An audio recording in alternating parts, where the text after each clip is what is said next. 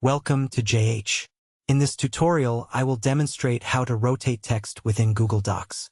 This process is very simple and easy to follow. First, highlight your text and press Command X, or Control X if you are on Windows, to cut it from the page. Next, navigate to the Insert menu and select Drawing, then click on New.